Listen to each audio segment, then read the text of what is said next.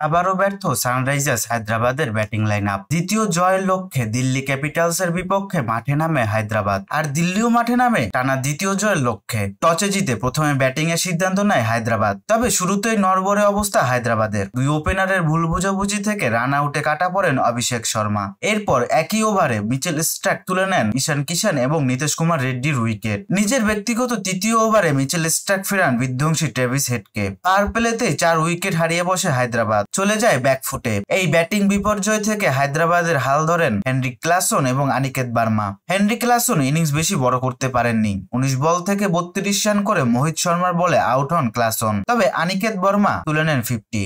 41 বল থেকে 74 রান করে Aniket Burma out হলে ওখানেই শেষ হয়ে যায় হায়দ্রাবাদের রান তোলার যাত্রা। তাসের ঘরের মতো উইকেট পড়তে থাকে হায়দ্রাবাদের। মিচেল স্টার্ক একাই পান 5 উইকেট, যার কারণে 18 ওভার 4 বলেই 163 রানে অল আউট হয়ে যায় হায়দ্রাবাদ। দিল্লির জন্য লক্ষ্য দাঁড়ায় 164 রানের। আর এই রান তাড়া করতে নেমে দুর্দান্ত শুরু পায় দিল্লির দুই ওপেনার ফ্রেজার ম্যাকগার্ক এবং ফাফ ডু প্লেসিস।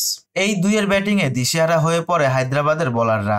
এই দুইয়ের 81 রানের পার্টনারশিপ ভাঙে নতুন ডেবুটেন্ট জিশান আনসারি। তুলে নেন 27 বল থেকে 50 রান করা ফাফ ডু প্লেসিসের উইকেট। আর ওই একই ওভারে ফেরান দিল্লির আরেক ওপেনার ফ্রেজার ম্যাকগার্ককে। এরপর অভিষেক পোরাল এবং লোকেশ কুমার রাহুল ব্যাট চালান ঝড়ের গতিতে। তবে 5 বল থেকে 15 রান করে জিশান আনসারির বলে বোল্ড হয়ে প্যাভিলিয়নের পথ ধরেন রাহুল। তবে তাতে কোনো সমস্যা হয়নি দিল্লির। অভিষেক পোরালের 34 এবং ক্রিস্টিয়ান স্টাফসের অপরাজিত 21 রানে 4 ওভার হাতে থাকতেই নির্ধারিত লক্ষ্যে পৌঁছে যায় দিল্লি। তুলে নেয় টানা দ্বিতীয় জয়। আর এই জয়ে টেবিলের 2 নম্বরে উঠে আসলো দিল্লি ক্যাপিটালস।